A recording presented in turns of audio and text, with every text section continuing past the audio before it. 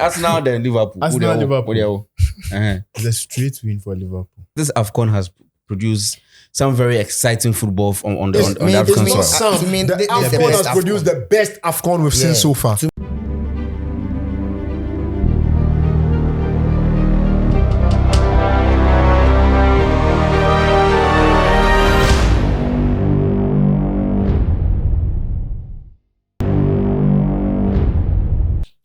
All right, welcome to the show. My name is Nana Kwame. This is Sports Arena.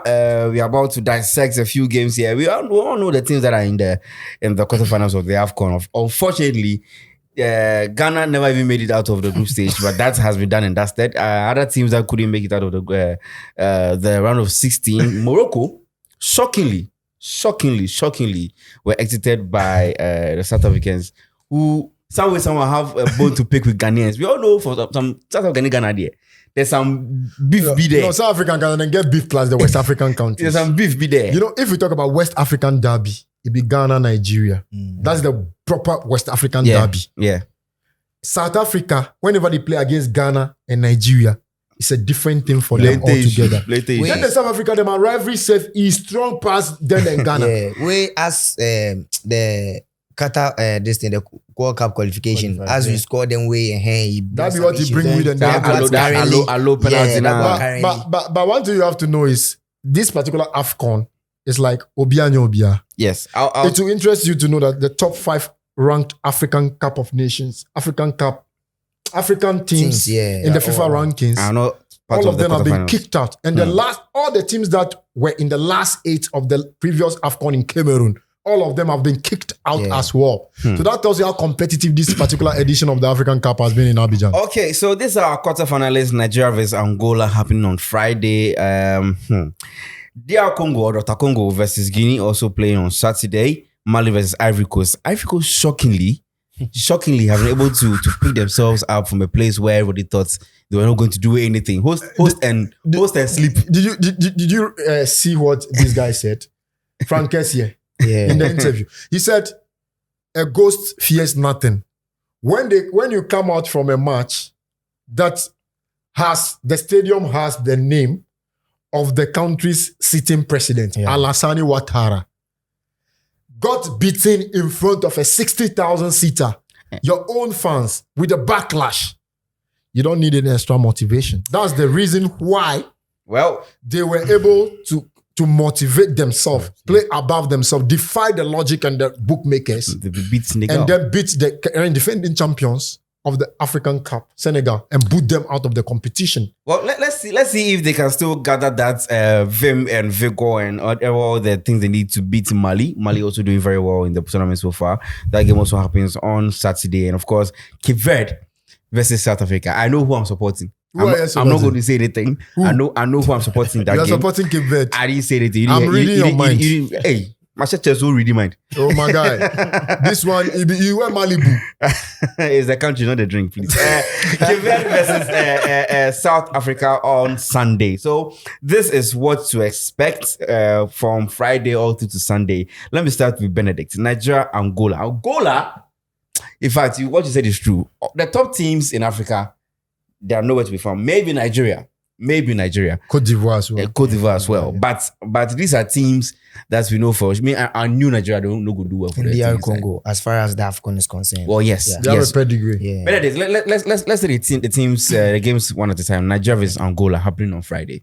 What do you think is going to be the outcome? And who should we look out for? With Nigeria and Angola, it's more about a country, 2 countries facing in a game that they are not rivals or they are not, anything doesn't connect. Yeah. But with Angola, looking at back home, their promises, banks, telecos, and other people promising them if they are to beat Nigeria, they are making almost getting to $500,000 in total for the team. And going into a game like this, they know that there's a game they need to win. If they are to beat Nigeria, now the top countries are out and they can go in and face the Cape Verdes, the Malis, and the Mauritanians. That's if they are to beat Nigeria. Yes. But going into this game, I tip Nigeria to win because they're also looking at the tournament from an aspect like, okay, the big boys are out. So this is our time to also step in and win. So with this game, I see Nigeria winning. There's also a game that's going to happen between DR Congo and Guinea. I honestly expected Equatorial Guinea to bring their best when they play against Guinea because I mean from the group stages to where they got to, I felt that Charlie they deserve to play even better to qualify. But unfortunately, Guinea beats them and then they are playing DR Congo. What's your take on that particular game?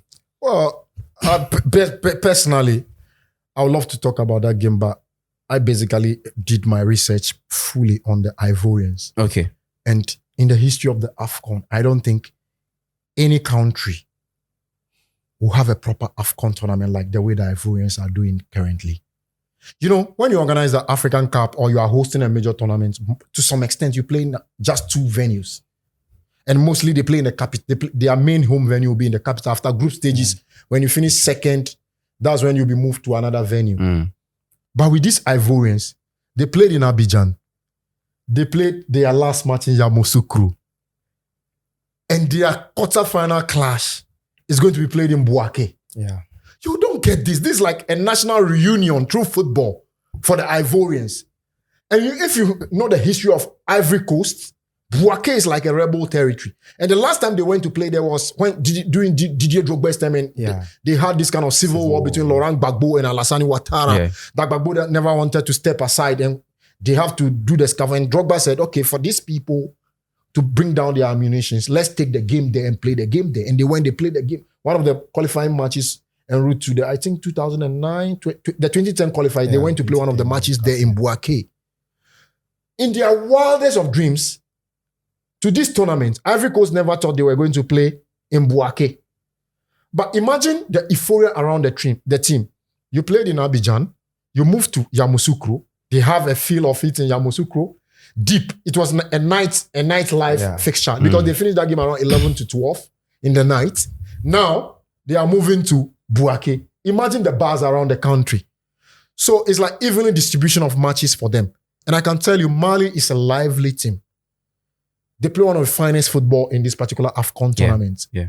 And I'm telling you, if you look at their class of players, they have some of their best talent dotted across the academic clubs in Europe. Leipzig, in the French league. They played, some of them plays in the Red Bull Salzburg Academy, Quaita and Co. So you look at them and the kind of brand of football they play, it's like a free-flowing, typical attacking football. Set out in a 4-3-3 formation with diamonds, in a 4-4-2 of 4-5-1, depending on how the opponents are tweaking their formation here and there. So if you look at them, they have galaxy of young stars to light up the occasion. Against the Ivorians, it depends on the mood in which the Ivorians are going into such games. And now you could tell that based on the kind of game that the Ivorians played against the defending champion Senegal, they really fought for that particular victory.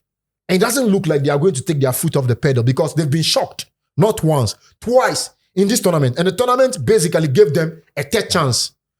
They got beaten by Nigeria. They didn't wake up. They never came to reality. Then, the shocker of their life was against Equatorial Guinea, like you were saying earlier in your submission, where Emiliano Insue and his team beat them in front of the 60,000 capacity crowd. 4 goals. 4. And then the whole country, he was in Abidjan, the whole country became a chaotic scene. Now, they have brought back the love. The most in-demand jersey in the world right now is the Ivorian jersey. I am telling you on record. If you go into the outlet, you will not find, unless the Togo ones on the streets. But the original replica, you will not get it in the Puma shop to buy. If you look at the Ivorians, you could tell that, yes, they need this as a country. I'm so happy for them. Based on where the Ivorians were coming from, they are not, if you go to Abidjan, they are basically rebuilding. Constructions are going on. They are rebuilding the country. So for them to have this, to spread their matches, luckily for them to spread it around the country, for them to have a proper reunion, because you see somebody from Yamoussoukro, from Abidjan, from San Pedro, from Kohogo, from so it's like when they play, people from different regions in the country merge up to be able to form it. But what will trouble them is the capacity of those stadiums because it's not huge enough to contain the numbers. So the crowd in the farm parks, huge numbers. But hey, I still tip the Ivorians to win that game based on in the mood in which they will Okay, turn out. so I'll come back to you on the DR Congo game, but let me come to you, Vincent. The DR Congo game is one game that people are not really paying attention to because these two teams, you know, they more or less just snuck their way into the quarterfinals because we didn't see how they even got there. Yeah, DR Congo. I mean, in this tournament, they haven't won a game and they haven't lost a game. So all their games have been drawn games.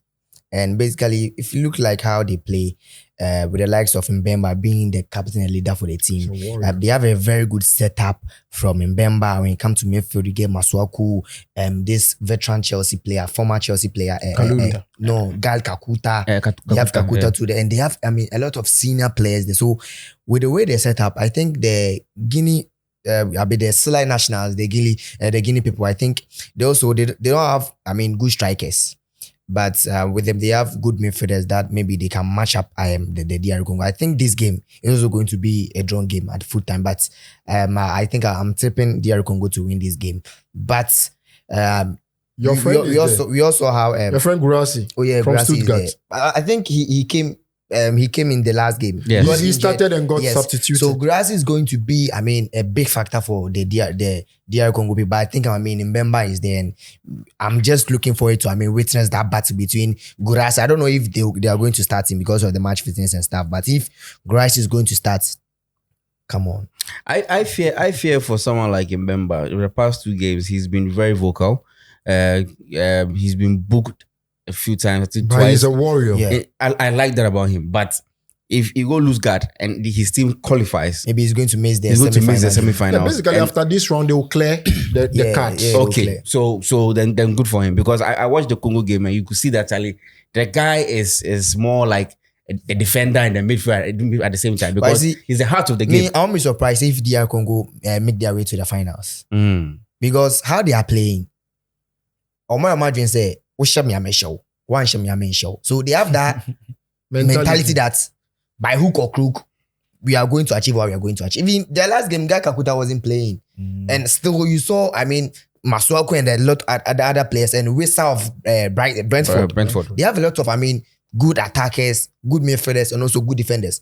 So I think it's going to be an issue for the Sly National. So I'm tipping DR Congo to qualify to the next round. And my favorite game in this quarterfinals will obviously be the Cape Verde game versus South Africa. That game is a goals galore game. Goals galore game. Both teams. Cape Verde plays against which team? South Africa. The Bafana. Both teams have good wingers, good attackers. From Cape Verde side, Ryan Mendes is there. Bebe, they have Ben Chimol. When Bebe is not there, when the guys come in, we have Rodriguez. When you go to the South African side, most of their players are from Mamelodi Sundowns. That Zouane Dembe and the striker that scored the first goal against Morocco. That striker, no, go into the game. They want to Ghana, South Africa from Mucha Kwana da Papa and Massa. But still, the coach trusting Ebono. And right now, the nation is supporting the Gaubia and supporting. So I think that game is going to be a game. We are going to witness, goals. Because South Africa first game, when Timan goal. In the second game, we share 4 goals. And the next game, we share goals. And against Morocco, we share 2 goals. Fine performance at Cape Verde. So they've been scoring a lot of goals. I think one of the best defenders in the AFCON this season, with my coverage of the AFCON, one of the best defenders in the leagues in the AFCON, Logan Costa. That is Cape Verde number 5, and that white guy now, they do about Kinsas Piqueta. Cape Verde. I think they are one of the best defenders in the tournaments right now. And coming up against South Africa, Persitao, that game, I think that is the best game in the quarterfinals. No. If you look at AFCON, South Africa basically plays some brilliant stuff. And when you look at them, they play collectively as a unit. They click together when they are supposed to shut you down.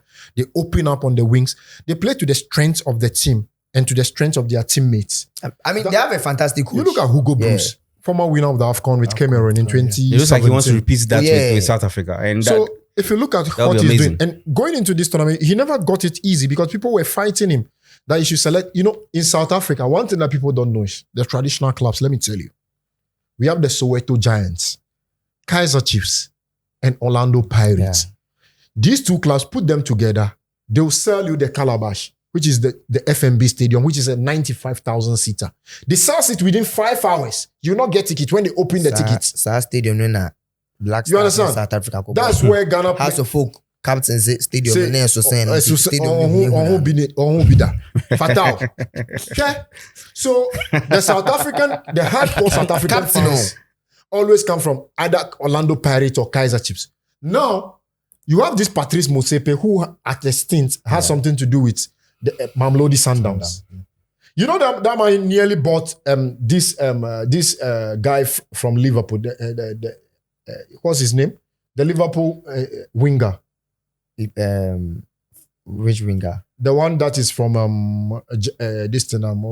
Is it Diaz? Luis Diaz. Yeah, from Porto. The Portuguese. He was always buying him for Mamelodi Sundowns, but they delayed in terms of the transfer. Before he went to Porto. So when he came, he started buying foreign players, blending them with the locals to give them the base. That's how come Sundowns now become the team on the continent to beat. So as a white coach coming, he would deflate that mindset that you guys, you have a sense of belonging, heart and kotoko. So you have to get the chunk of the players from that side. He's not selecting the best players from the local league. So Stellenbosch will have their players. You have Temba Zwane, who plays for Mamelodi Sundowns. Sundowns has nine players in the team. 8 of them are starters in the South African team. So he told them that you guys can insult me for as much as you can, but I don't care. As far as I'm the boss, I'll select who I want to select and I'll play who I want to play. Judge me by the results. And now he has learned to shut down some of the mouths. So if you look at the way the South Africans are playing, trust me, they look solid. What they did to Morocco yesterday, I watched the game from the blast of the whistle to the last minute. They didn't respect Morocco. They played in their faces. They closed down the spaces in the grasses in front of them. Morocco were basically frustrated and reduced to simple, minimal chances. They didn't get clear-cut chances to be able to rob people. They even missed the penalty. I mean, Hakim's it was the frustrations of the game that boiled over and got to him. He rattled the crossbar and the ball has to fly over. So at that point, you could tell that the South Africans were in the ascending order. They were always going to hit them again. And that free kick being hammered down there was an absolute scorcher. There was no way any goalkeeper on this planet was going to save that ball. Trust me.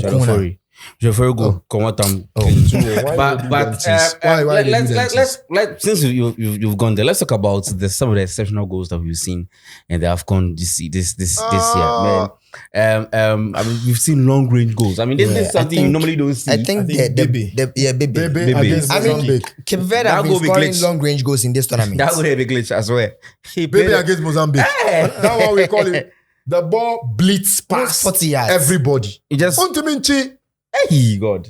And I think one of the best goals is from Mabululu, the Angola striker. Yeah. That finesse. Man. The way he caressed the ball to cannon off the goalpost, hit the back of the net. That free kick scored yesterday by the Angola. And then Mohamed Kudus's strike against Egypt. The first goal. Yeah. Brilliant strike by all standard. Then you look at Fofane's goal in the opening game. Against this Guinea. Brilliant strike by all standard. That goal was superb as well. And then if you come through some goals as well, which one am I leaving out? I think is it Mali? Is it Mali's last game? I think they won 1-0. No, the second goal was from this left-sided player. I think he played in the. But what we're trying to say is that in a nutshell, this AFCON has produced some very exciting football on the AFCON side. The AFCON has produced the best AFCON we've seen so far. To me, this is the best AFCON. Well. As today, we are in the quarterfinal and they said they've recorded the highest. It has broken the last AFCON goal from match 1 to the final. As in, before we are zooming into the quarterfinal, they've scored. They said the last one was 102 AFCON, goals. Yes, and now this one is like 110. 110 plus. That tells you the number of goals that the game has produced. The officiating too has been very goodness, bro. Yeah. One funny thing was, I think Mail Sports, the Ivory Coast Senegal game? Yeah. Where the agenda no more. The referee did an error by giving Kwame a yellow card. Yeah. They came to blast something that an error from Africa, this. And I was like, this has been the best. Yeah. Even if you are looking at VAR. AFCON, so people are not watching their legs into if you are looking at their traffic. VAR decisions compared to the EPL. Spot on. I think VAR people have been complaining the VAR in the emphasis, but I think with this AFCON, it's helped a lot. Even in the let me tell you one thing about VAR. FIFA introduced VAR. In the FIFA tournaments, we don't fume against VAR. Me, as of today, I sit here, I still stand by my opinion or by my institution that Ghana versus Portugal at the Qatar World Cup, the VAR wasn't working. Yes, Ronaldo's penalty against Salisu, VAR wasn't working because there is no way they were not going to review that decision and overturn that penalty. It wasn't a penalty. If VAR was just the FIFA, Ghana protests. FIFA didn't even look at it because they don't have the fact to back it up to today. But I am telling you that in the FIFA tournament and the CAF tournament, the usage of VAR is not a problem. But this particular AFCON, VAR has been absolutely spot on. Brilliant. And even with yesterday's game, the Morocco, Amrabat, that was the best decision because he stopped a player from scoring. He was the last man. Yes. The referee gave him a yellow card, and sent him which off. turned into red. But he had to call him back and give him a straight red card to make everybody understand that he intercepted in a player scoring. And I saw a funny thing online. Decision. People were complaining about red card, red card. But I'm telling you, a straight red card is It's 3 different. matches. Yes. And if you take a red card in the AFCON, it's going to affect you in the FIFA World Cup qualifiers. Yes. So it's a spillage and controversy spills into. So people just need education on sometimes people take things casual, but in this game, it's tactical. The second yellow card will make him miss only one match. Yeah. But that red card is going to make him miss 3 matches. And So Amrabat has been very crucial for the Moroccans since the you see, I now understand why and this I'm sorry to the United fans, I now understand why they bought Amrabat. Amrabat is a beast when he's playing for Morocco, but he's he turned this thing. For me, I think Amrabat from his days at Fiorentina. For club side, Amrabat hasn't, made a name for himself. But he has been making the name at the national team. The World Cup, that was when Amrabat Mobi owns a yes. Amrabat Unahi, yes. But this tournament, Unahi, ever since he moved from that lesser club to Olympic Marseille, he has not been himself because in this tournament he has been average. At the World Cup, he was a world-class player. And people were wondering, where was this guy playing? And when we Googled and checked, he was playing the lower divisions of French football. All right.